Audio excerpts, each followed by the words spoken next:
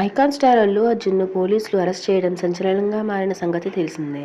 ఆయన నటించిన Pushpa 2 cinema premium show రోజున ఎటువంటి సమాచారం లేకుండా సంధ్య థియేటర్ దగ్గరికి వెళ్లడంతో అక్కడ భారీ జనసందోహం ఏర్పడింది. ఈ క్రమంలో ఓ మహిళ మరణించారు. ఓ బాబుకి తీవ్ర గాయాలయ్యాయి. ఈ విషయంలో అల్లు అర్జున్ తో పాటు సంధ్య థియేటర్ యాజమాన్యంపై కూడా కేసులు నమోదయ్యాయి. ఈ కేసులో అల్లు అర్జున్ చిక్కడపల్లి పోలీసులు అరెస్ట్ చేశారు. అయితే అల్లు అర్జున్ తరపు న్యాయవాదులు హైకోర్టు తలుపులు తట్టడంతో ఎట్టకేలకు హైకోర్టు అల్లు అర్జున్ కు బెయిల్ మంజూరు చేసింది. అల్లు అర్జున్ విడుదల కావడంతో యావత్ తెలుగు ఇండస్ట్రీ మొత్తం కూడా అల్లు అర్జున్ ఇంటికి తరలి వెళ్లి ఆయన్ని పరామర్శించడం జరిగింది. అయితే ఈ విషయంలో మరో వాదన తెర మీదకు వస్తోంది. ఈ విషయంలో ఎన్టీఆర్ జస్ట్ మిస్ అయ్యారనే చర్చ సాగుతోంది. ఎన్టీఆర్ నటించిన దేవరా ప్రీ రిలీజ్ ఈవెంట్ ను సైతం భారీగా అభిమానులు హాజరయ్యారు. హైదరాబాద్లోని నోవాటెల్ హోటల్లో ఈ ఈవెంట్ నిర్వహించడానికి నిర్వాహకులు ప్లాన్ చేశారు.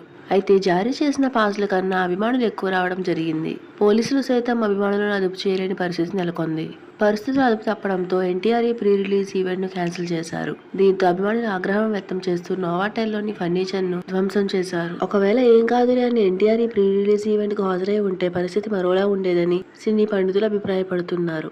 పొరపాటున ఏదైనా జరిగి ఉంటే ఈ రోజున అల్లు అర్జున్ స్థానంలో ఎన్టీఆర్ ఉండాల్సి వచ్చేదని వారు చెబుతున్నారు.